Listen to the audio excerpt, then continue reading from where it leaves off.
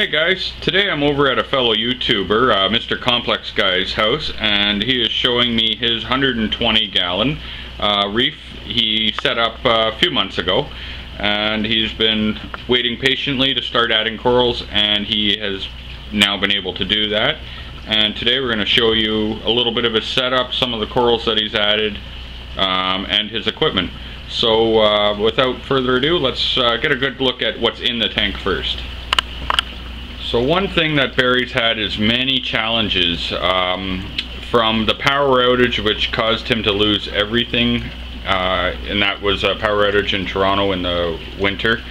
And then he also had some cross-contamination on some plexiglass he had used, which had kind of wiped everything out, and he had to actually boil all his rock, then bake it, and then let it sit. So it's been a bit of a process for him, but he seems to be finally up and running now. He's got, what would you say you've got in there, Barry? Maybe 40-50 pounds of rocks? No, 70. 70? Is it 70? 70 pounds, yeah.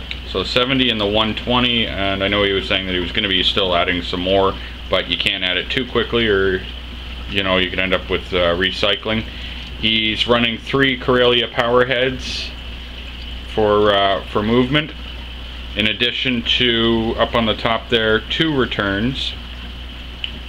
What kind of a pump do you have down there, Barry?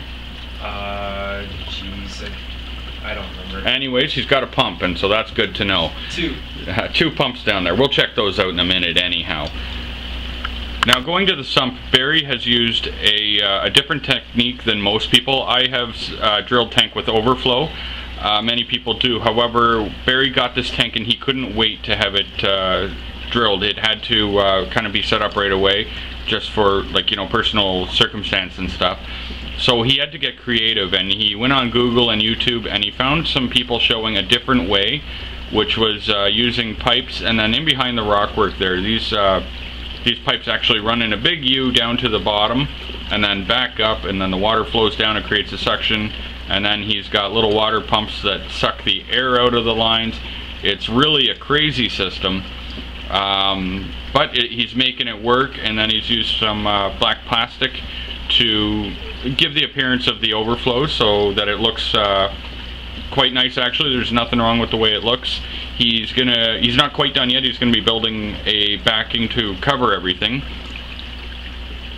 So it's definitely a different setup than I'm used to, but I'm kind of digging it. These right here, oopsie, it broke, but that happens. Now in Canada, we try to do things a little differently, and we sometimes need some you know, some northern redneck techniques. So if you've got low heat, you know, you put it in front of your baseboard heater if you need to help with some heating in the tank, or if you've got too much heat, you hook up the redneck air conditioner slash chiller unit, which is where you run this plastic hose through your window in the winter and let the cold air blow in. There's actually a lot of cold air blowing in here, coming across the water, so it's it's a really good chiller, and that works really well for him. So I like it. I'm thinking of getting one. And over the lights, or for the lights over the tank, sorry, he's using Euphotica, which is actually just the same as the Reef breeders. These are 24 inches a piece? Yep. And how many watts are they, Barry? 120 each. 120 each, and they are full spectrum, so they've got the red, they've got the green, they've got the blue, they've got the white, and they've also got UVs, and they're fully programmable. Let's zoom in on the thing there. Well, you can kind of see, so he's got a remote control that can control them all. If you want to see, we'll have him switch over to lunar. There's lunar. Now anyone that's seen my other videos knows that recording blue LED at night, you obviously can't see everything properly the way we see it in person. However, I'll show you something that you can see. The UVs on these things are amazing. And I say that because look at how things glow. I realize it's probably not showing on there for you guys quite as well as it does in person, but there's that. Here's my hat. It glows really bright, so like the corals are actually glowing quite nicely. However, my camera just can't pick it up. I'm gonna grab a UV filter to try to see if that'll help for future videos. But the night lighting on these are amazing.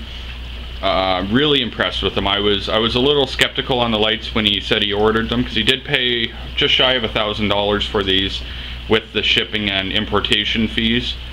But overall, so far they seem like actually really nice lights. So yeah, maybe you guys want to check those out. I know he bought them on eBay from a guy called Hobbybug, and he actually did have a small problem with one of them. The timers that are built in are actually, one of them runs a little delayed from the other, so over a period of a day you end up a few seconds off, was it? About 2 seconds. About 2 seconds in a 24-hour period. They have sent him out a new panel so that he can replace it. He could have sent them back for repair, but he didn't want to be without the lights, so they just sent him the little digital timer panel. So now let's check out his sump. So when Barry bought this tank, he bought it on Kijiji secondhand, but it was still actually in very good condition, basically like new. And it wasn't, you know, obviously meant to have a sump in there, so he had to do a little bit of modifying, and to get the sump in he had to remove support. There was another board like this running right across in the middle. He had to cut that out. So to make up for it, some wedged in 2x4 really takes care of that. He took what is that, a 30-gallon sump? 35 gallon, and made himself a sump out of it. He put in new baffles, and he's got it quite well, so the water drops in there. He's got the dual socks for the dual return, or for the dual drains. Then he's running a whole bunch of mixed crap in there to try to let some good bacteria, what's that, nitrifying bacteria build up. And then we go on to his skimmer. Is that a Cyclone, was it? Yeah. Cyclone. The SWC. SWC. Right there. So that seems to obviously be pulling out quite well for him. How long ago did you pick this up, Barry? 1 week. 1 week. That's 1 week's pull on that. Before that, he was attempting to use a Coralife Super Skimmer, you know, the gray and red ones. Yeah, I laughed too. I know you're probably laughing. So he finally manned up and got that, which is great. Today I supplied him with a little bit of Chato down there, try and get him going. So that's pretty good.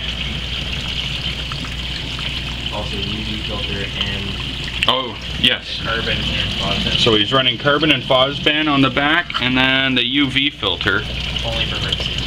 Is, I don't know where he put it. On the right side with the returns. He's got it over here somewhere. Oh, that's it right there. Right in front of me, go figure. And then back here he's gone with the JBJ auto top off, which is quite nice.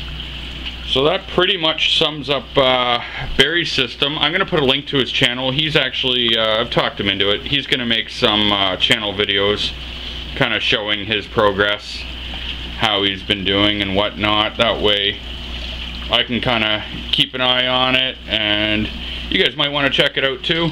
Anyone that's interested in setting up a tank, it's always great to watch other people and see what and how they're doing, and successes, failures, all that fun stuff. Only 2 fish in here right now, but he'll be adding more shortly.